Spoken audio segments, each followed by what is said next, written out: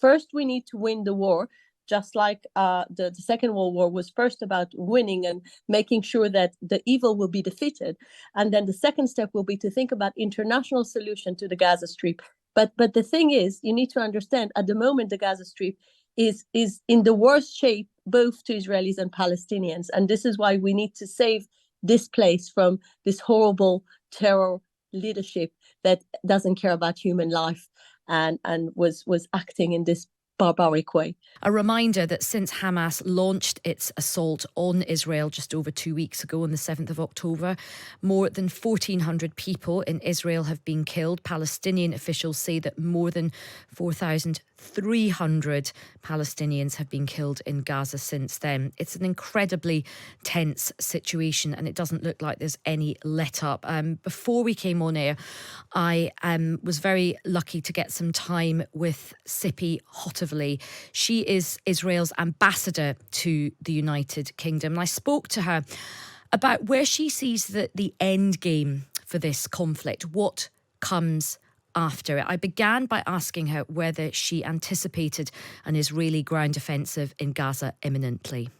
Release our hostages. This is my message. And before we get into the tactics of what Israel is doing, I think it's more for generals to speak about tactics. As a diplomat, my job at the moment is to make sure the world understands what Israel is doing. We understand the true face of Hamas were exposed at the 7th of October, this brutality and barbarism that the world have seen in all those videos, this massacre of killing innocent children in their beds. So this is our job at the moment, to make sure all Hamas capabilities are ruined, destroyed, and we want to make sure that all Hamas leadership is really not there when the war is over.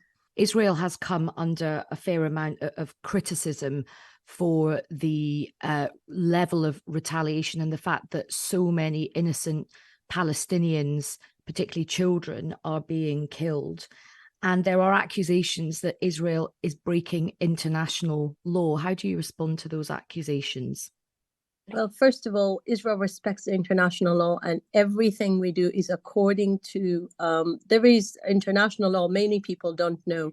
But when you're fighting terror organization and is making his people to be human shields, it's actually Hamas that is committing the war crime, and we call it a double war crime.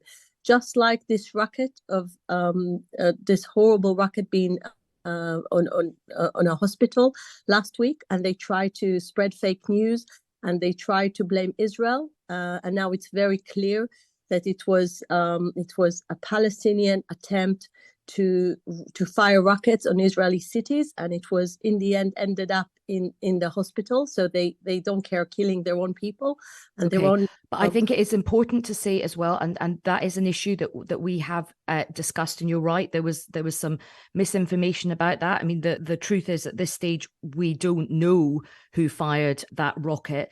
But for example, medical aid for Palestinians have said it was jihadic Islam. We do know that.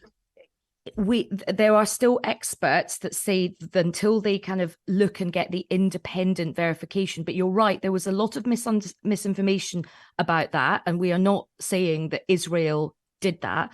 But I do want to focus on what Israel is doing. Medical Aid for Palestinians issued a statement last night saying that doctors in Gaza have issued a warning that 130 premature babies are in risk of dying if fuel does not reach hospitals soon. So you control the borders. You could let some more humanitarian aid come through, because your problem is with Hamas, not innocent children in Palestine, surely. So we definitely agree that on a humanitarian basis, we would like to bring all this aid to the people. But it is also important to mention the fact that on a humanitarian level, we want to make sure the people will receive that and not Hamas. Now, I think people don't know how cruel this terror organization is. Just last week, UNRWA published something that is absolutely outrageous. Hamas was stealing 24,000 liters of fuel from UNRWA facilities that are for school, for all the civilian facilities that the Gaza Strip should have. And they were using it to to use it for the war machine they build it. So just to give you the sense. And I saw that post. It was then deleted, but I did see that post. That's about fuel. What about allowing some more aid into the area? For example, look at water production in Gaza. Water production capacity is at 5% of normal levels. People are literally going to die of thirst. People are drinking seawater. Let's get this clear. Israel is not preventing a humanitarian aid to Gaza. So I think everyone saw yesterday the trucks stepping into Gaza in order to make sure the population won't have a humanitarian crisis. But Ambassador, with respect, that was 20 trucks. There are over 2 million people who are literally starving in Gaza. But can I want to tell you something? Every civilized person should ask himself, how come there is a shortage of things for civilians, but there is no shortage of rockets? So there are rockets being fired on a daily basis to Israeli cities from Hamas, and they are using all what the international community has been giving them to use it only for military. So this is what everyone should now say. Hamas is actually stealing the human facilities from their own people in order to use it for the war machine against innocent Israelis. So Hamas is there to commit this double war crime again. Ambassador, I think there's certainly nobody on this station, and most of my listeners have got nothing but disgust for Hamas, as you say, a terrorist organization, because we are intelligent human beings. We think about the past, we think about the present, we think about the future. Questions are being asked about the consequences of how hard Israel goes in. Look, President Biden came to Israel last week. He expressed absolute solidarity for Israel, but he also cautioned and sounded a warning not to make the same mistakes that America made in the light of 9/11, to not make long-term strategic mistakes. What did you think about those comments? I absolutely appreciate President Biden's support. And I would like to say also here in the UK, Prime Minister Sunak's support that came to Israel just last Thursday, and Foreign Secretary Cleverly that came last week. We can feel how the world understands that this is the war of the Western civilization. This is not just Israel's war. This is really democracy versus barbarism. And we need to win that. Now, in order to make that happen, we need to understand we are dealing with underground city of tunnels that is a terror city Hamas built. And again, using the international support. So every tunnel cost $3 million, and they were exposed over 30 tunnels. So it means $100 million were used by Hamas to build this underground terror city. Okay. Instead of bringing it to hospitals, to people, and the people of Gaza at the moment are suffering because of Hamas. Sure. So when we Ambassador, we will make Gaza a better place, it will be a better place for Palestinians as well. Okay, so let's move on to the future, and it looks like there is going to be an intensifying of the attacks against Gaza. Daniel Hagari, who's spokesman for the IDF last night, said that Israeli military will deepen and increase its strikes on Gaza. Now, I understand, Ambassador, your argument that you want to eradicate Hamas to make things safer for Israel.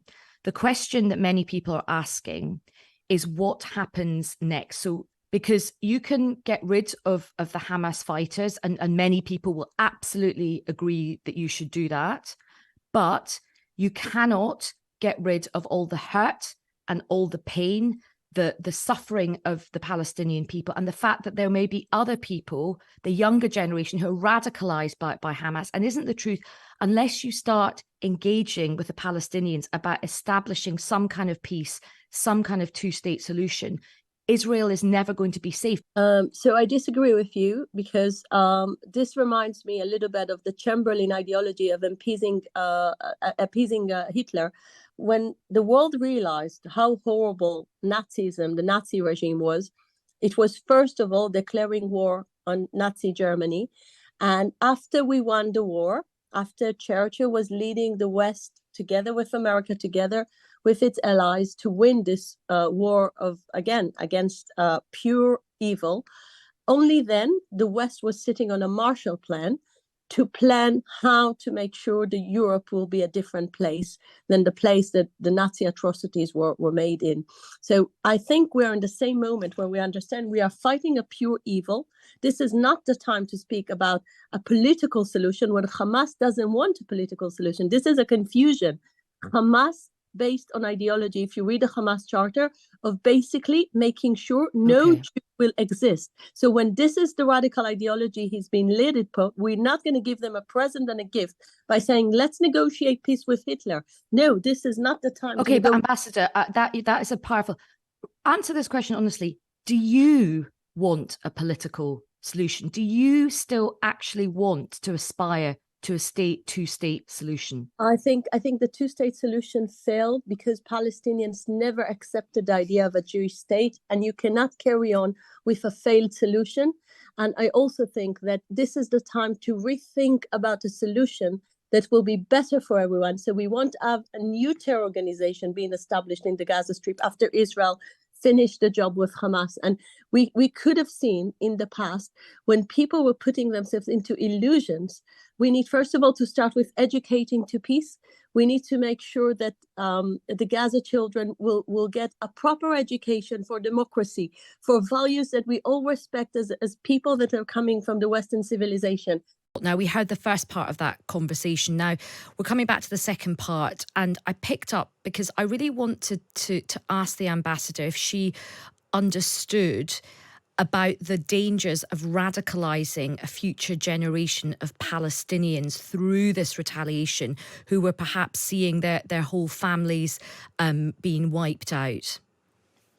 So it's time for me to again clarify. Israel is not interested to hurt any civilian. So we offered a good shelter in the south area of Gaza, and I use this platform to call every Palestinian in Gaza, please go there in order to protect yourself. Don't listen to Hamas leaders. It is preventing you to get to a safe shelter. Israel is not there to kill anyone besides terrorists. We are there just to make sure Gaza will be clean from terrorists and terror facilities and rocket launching areas. This is what we want to do. And we need to understand at the moment, we are fighting a pure evil that wasn't by mistake killing children.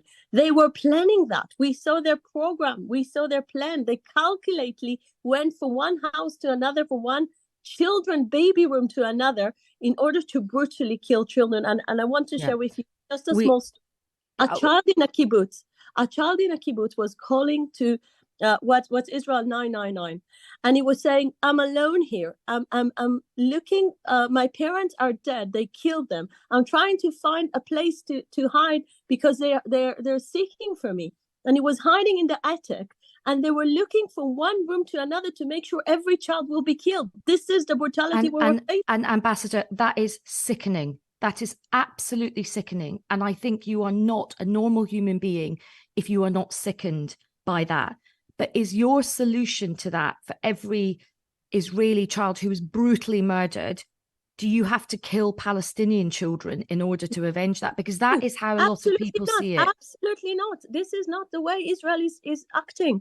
Israel is targeting only military targets. And I'm saying again, at the moment, as we speak, there is a safe shelter for Palestinians. So not even one Palestinian will be killed if they will go to this shelter. The children of Kfar Aza, Sderot, and Ofakim were not offered this generous offer to find themselves in a safe place. We have nothing but disgust for what happened and how disgustingly Hamas behaved. But look, Ambassador, I'm just conscious of time. Just have a few more points I want to put to you.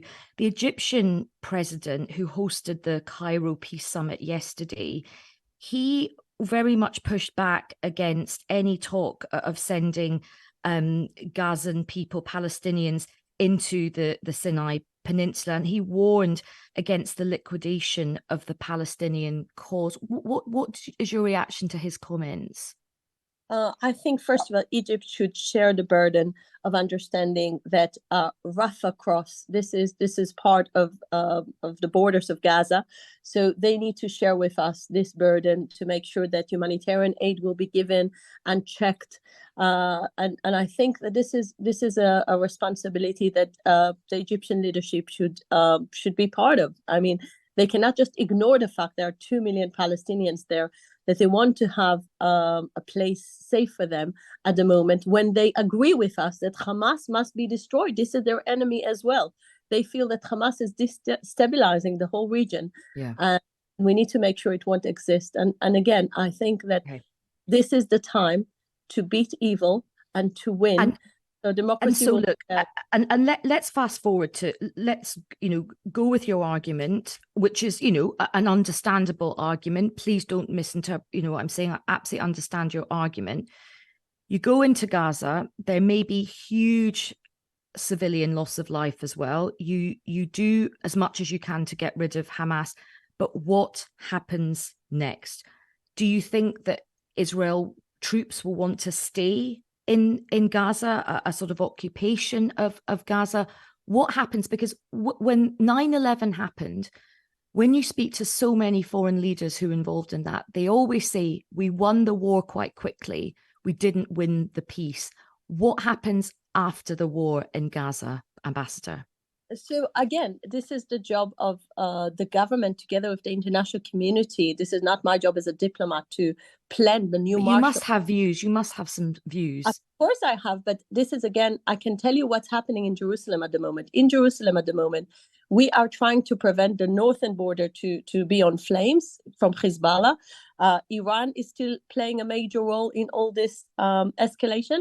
And I know that when they're sharing their thoughts with the international leadership, they are thinking also about international solution to the Gaza Strip. This is a possibility we all need to consider. But at the moment, as I'm saying, the most important thing is to make sure Gaza Strip won't have a terror presence, because this is what is destroying the Gaza Strip at the moment. So first, we need to win the war, just like the Second World War was first about winning and making sure that the evil will be defeated. And then the second step will be to think about international solution to the Gaza Strip. But the thing is, you need to understand, at the moment, the Gaza Strip is in the worst shape, both to Israelis and Palestinians. And this is why we need to save this place from this horrible terror leadership that doesn't care about human life and was acting in this barbaric way. And final question to you, Ambassador. You, of course, are based in London. How do you feel Britain has responded to these atrocities? A lot of the Jewish community in London and indeed across the UK are feeling very, very upset and traumatized by what's happened. How do you think Britain has responded to this attack?